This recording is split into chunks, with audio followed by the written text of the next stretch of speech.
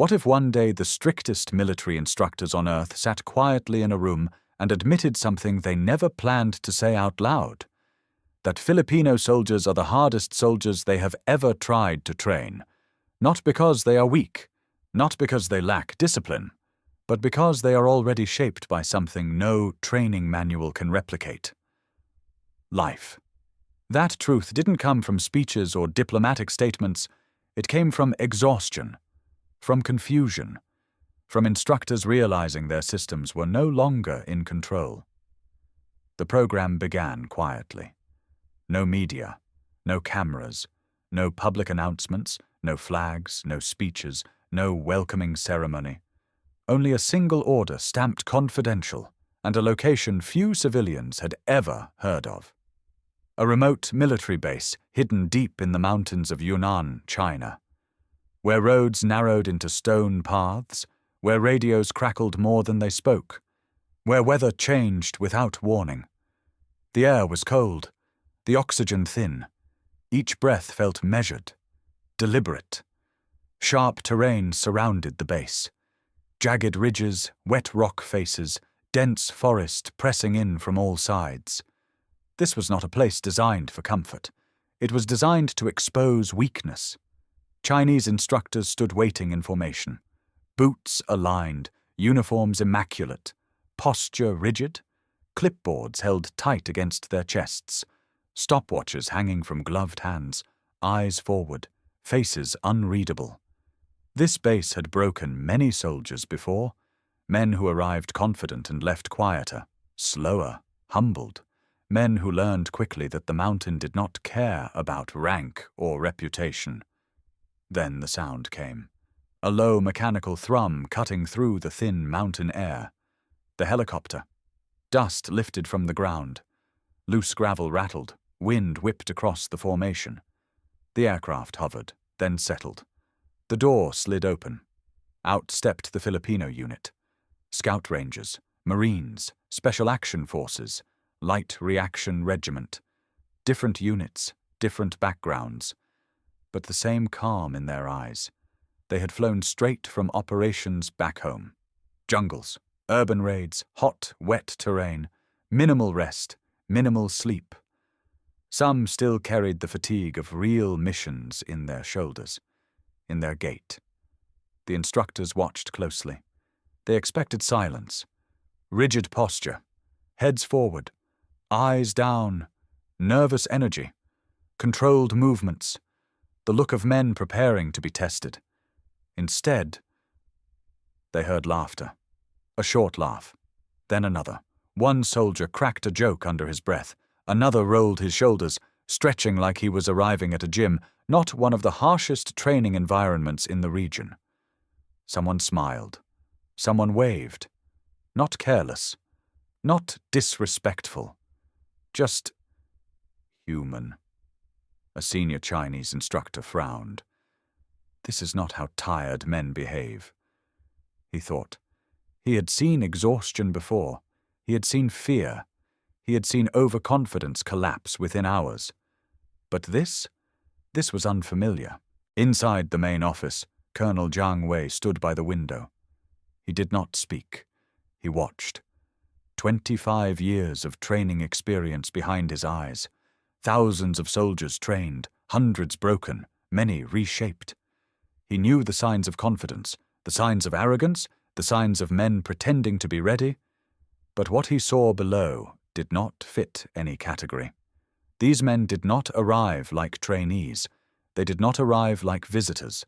They arrived like men who had already been tested elsewhere, like men who had learned that fear could be carried lightly, like men who understood that if you could still laugh after surviving real danger, then no training ground could truly intimidate you. They didn't arrive like students, they arrived like survivors, and in that moment Colonel Jiang realized this program would not unfold the way any manual predicted. No warm-up, no orientation, no speeches, no explanations, just a short command, then movement. The first test was immediate, a 42-kilometer mountain run, full combat gear, weapons loaded, packs heavy with equipment and rations, No shortcuts, no pacing markers, no allowances for jet lag, fatigue, or altitude. This wasn't conditioning. This was exposure, a deliberate shock to the system. The terrain rose sharply the moment they left the base. Loose gravel underfoot, narrow paths carved into rock, cold air biting into lungs with every breath. This was high-elevation terrain where even trained athletes learned humility. Chinese alpine units trained for years in these mountains. They knew every slope, every turn, every place where legs failed and pride followed. The expectation among the instructors was simple. The Filipinos would slow. The cold would punish them. The thin air would humble them. They would learn quickly who controlled the pace here. The run began.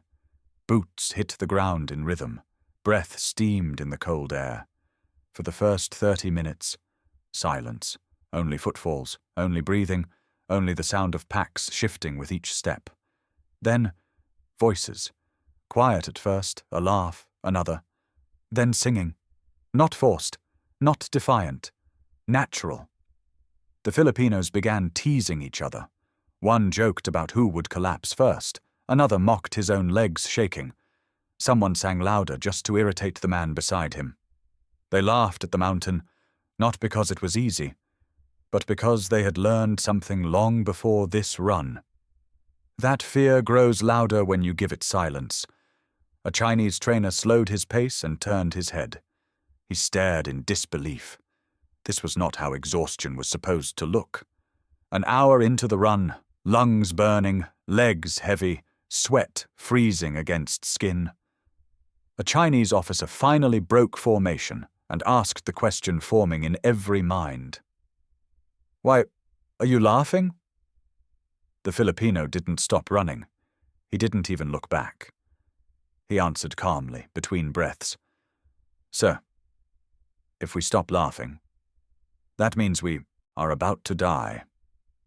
The words hung in the cold air. No response came. The trainers said nothing. They just watched. Hour after hour, the terrain punished everyone equally.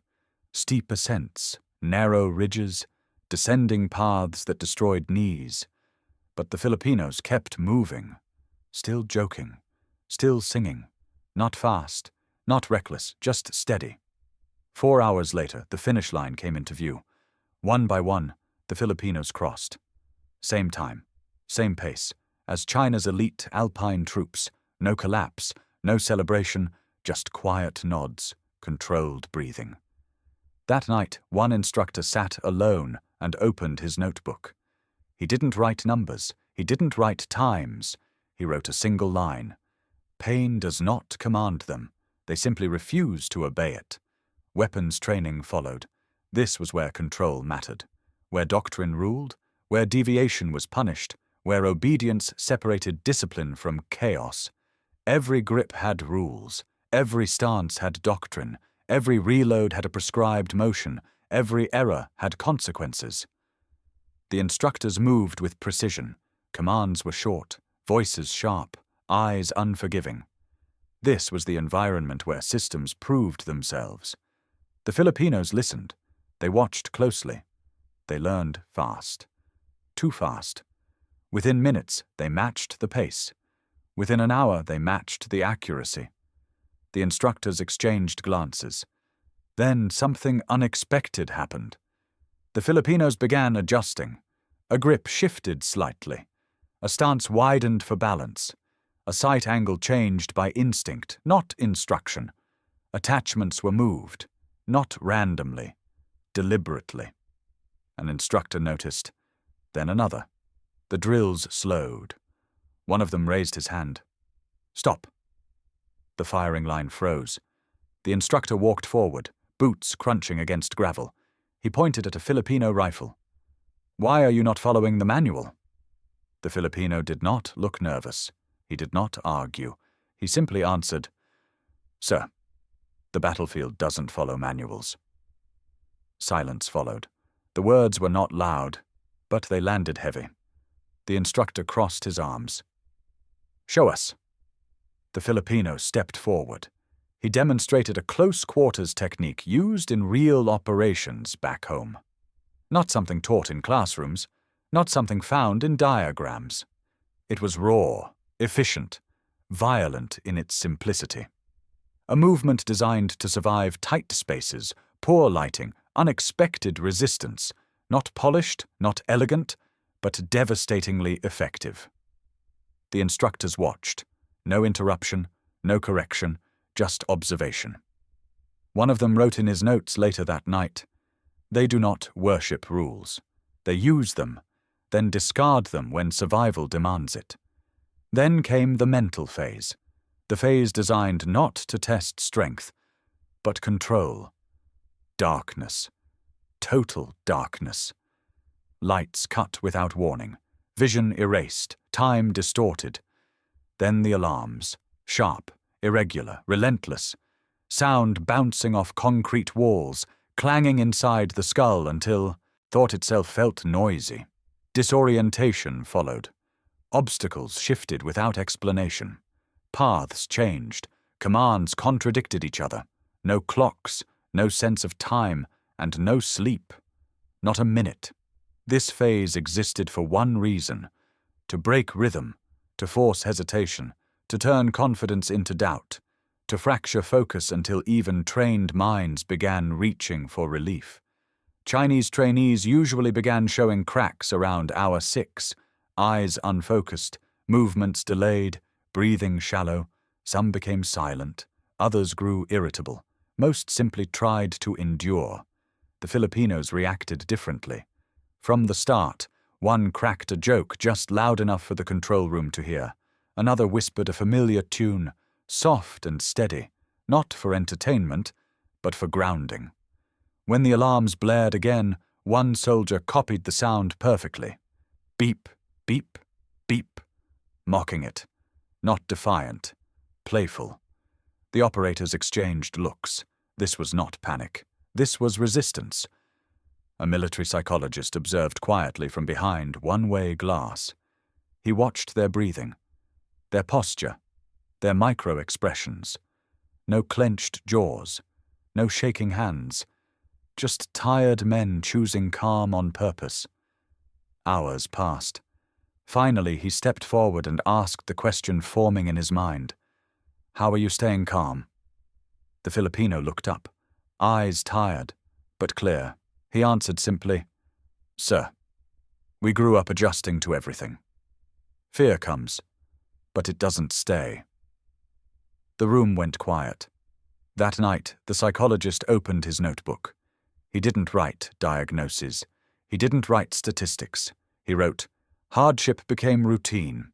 Humor became defense. Then came hand-to-hand combat."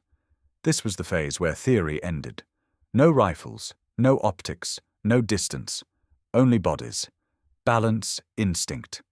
The instructors brought in China's Red Unit, a team known across multiple commands, specialists in overwhelming force, close quarters domination.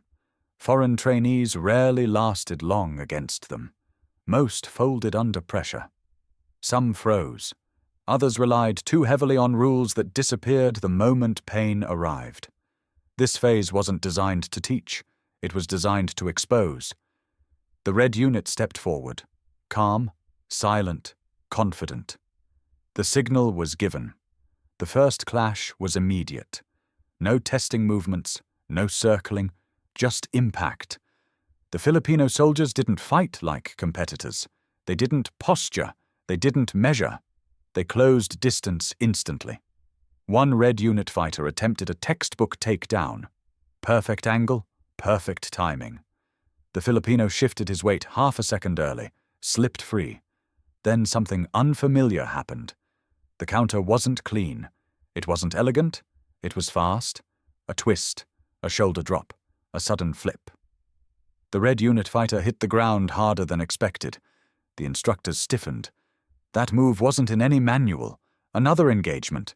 A Red Unit operator tried to dominate with strength. The Thai Filipino absorbed the pressure, then attacked joints, balance points, breathing rhythm, not to win, to survive. They mixed martial arts with street fighting, grappling with improvised strikes, jungle movement with urban instinct, no wasted motion, no hesitation. One instructor leaned forward unconsciously. This wasn't sparring. This was memory. A captain whispered under his breath, "They fight like men who already survived 100 battles." Many of them had. Basilan, Sulu, Marawi, tight spaces. Poor visibility. Real consequences. Here, there were mats. Back home, there were none. One red unit fighter attempted to pin a Filipino ranger. The ranger didn't resist the pressure. He relaxed, then rolled, then trapped the arm, then reversed the position with a movement learned not in a gym, but on Manila pavement where losing meant injury and hesitation meant death. The red unit tapped out. The room fell silent, not because of defeat, but because everyone watching understood something had shifted. These men were not learning combat. They were recalling it. The instructors said nothing. They simply took notes. One line appeared again and again in different notebooks that night. Their bodies remember danger. Their minds already adapted. Then came the jungle. This was supposed to be familiar ground. Dense forest, limited visibility, unpredictable terrain. The Chinese instructors believed this was where advantage shifted back to them. They had studied forests, mapped ecosystems, trained survival through doctrine and simulation. This environment was meant to overwhelm outsiders. Humidity clung to skin. The ground stayed wet. Insects never stopped moving. Visibility dropped to a few meters. Every sound felt closer than it was.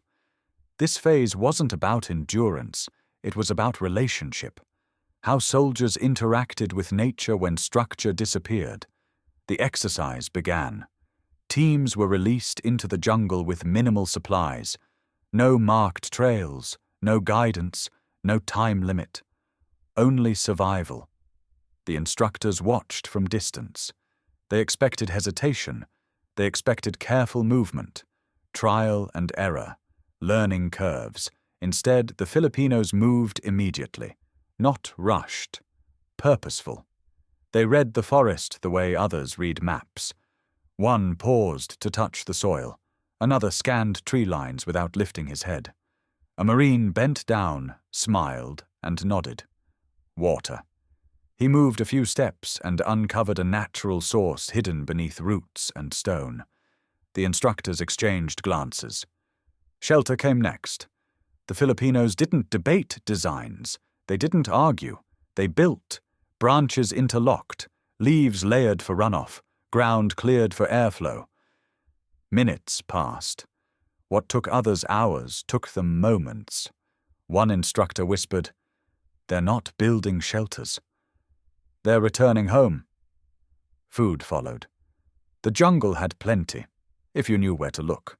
One Filipino Marine reached into the soil and pulled out edible worms. He examined them casually, then smiled. He walked over and offered them to the instructors. "Protein," he said. The Filipinos ate them like snacks, laughing, joking about taste, not bravado, normalcy. The instructors hesitated. Some declined. Others tried. Silence followed. Then reluctant nods. The jungle was not fighting them. It was cooperating. As night fell, movement didn't slow. The Filipinos navigated without panic. They listened. Insects signaled changes. Birds warned of movement. Wind shifted patterns. They slept in turns. Light, alert, not tense, adapted. One instructor finally admitted quietly, "They don't survive nature. They understand it." A report written later would state, "Other soldiers endure the jungle.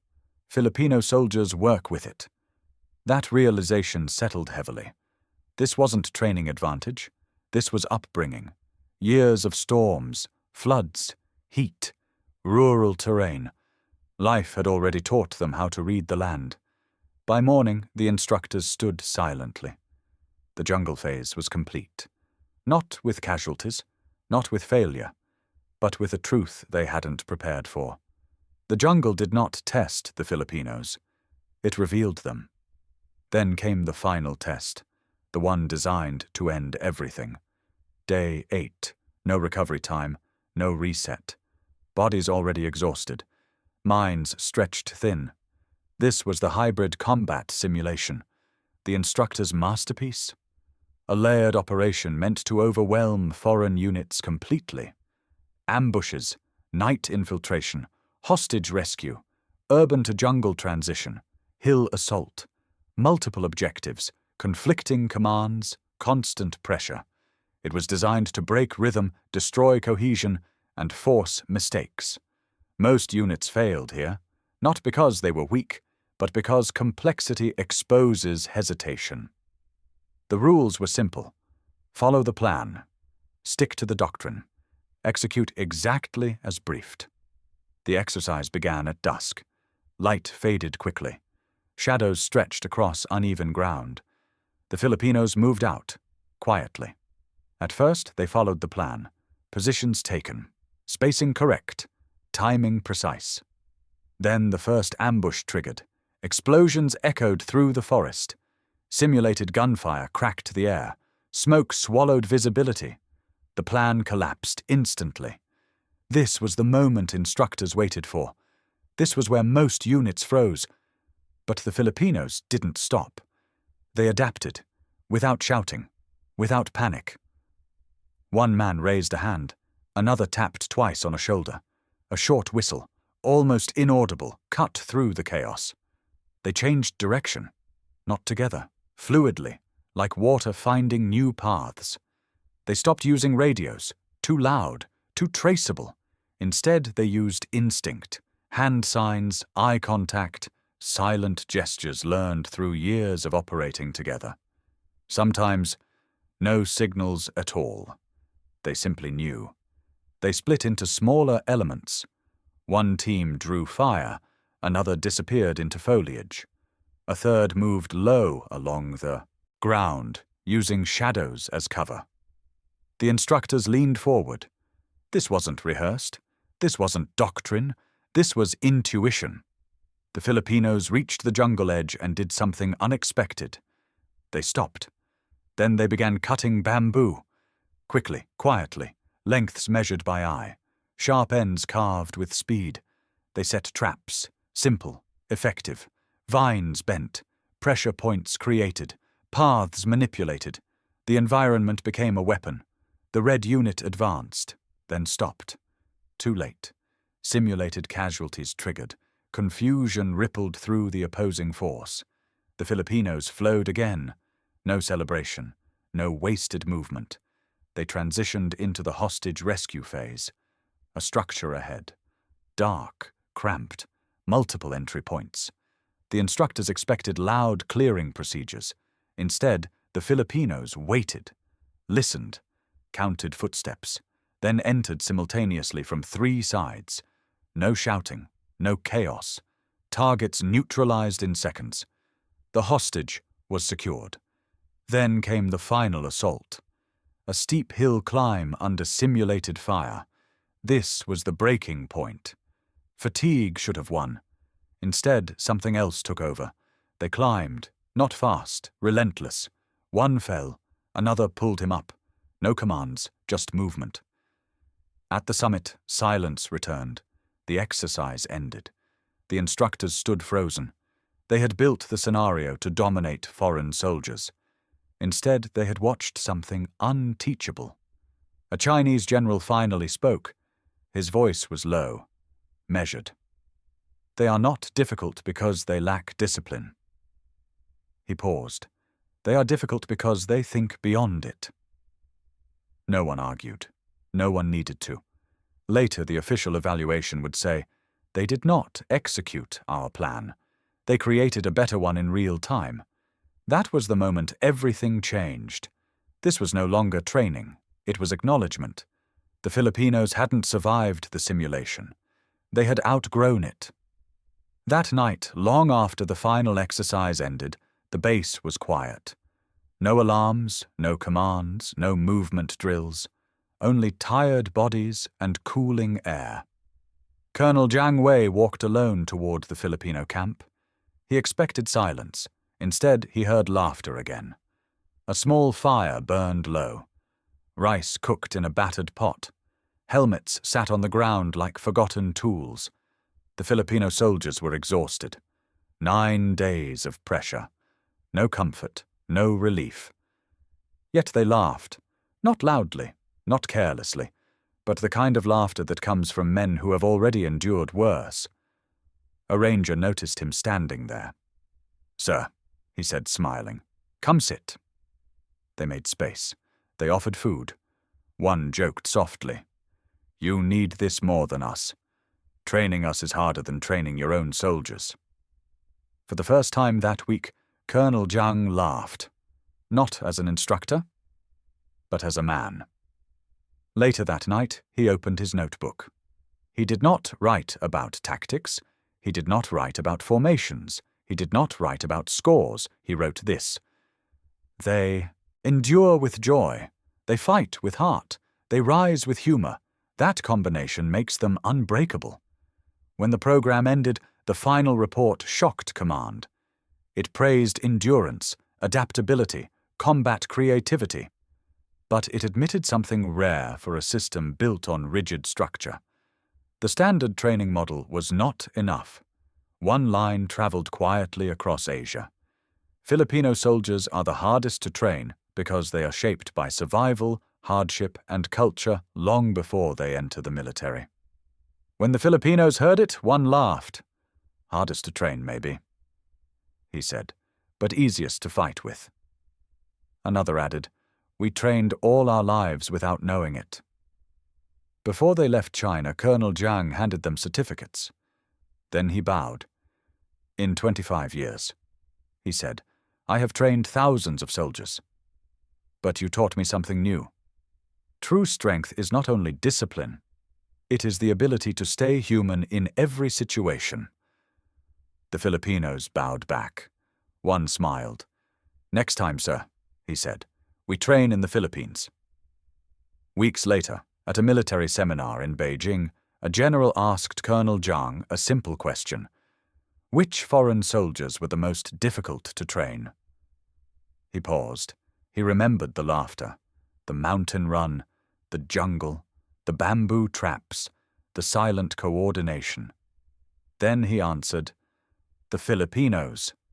They are already warriors before they wear a uniform." The room went silent. Everyone understood, because this was never just about training, it was about life. Filipino soldiers are strong because their lives were hard. They are adaptable because their world forced them to be. They are brave because they had no other choice. They carry pain lightly. They turn struggle into humor. They turn danger into instinct. And that is why they can never be easily controlled, only respected. Because some warriors are not made by systems. They are shaped by survival itself.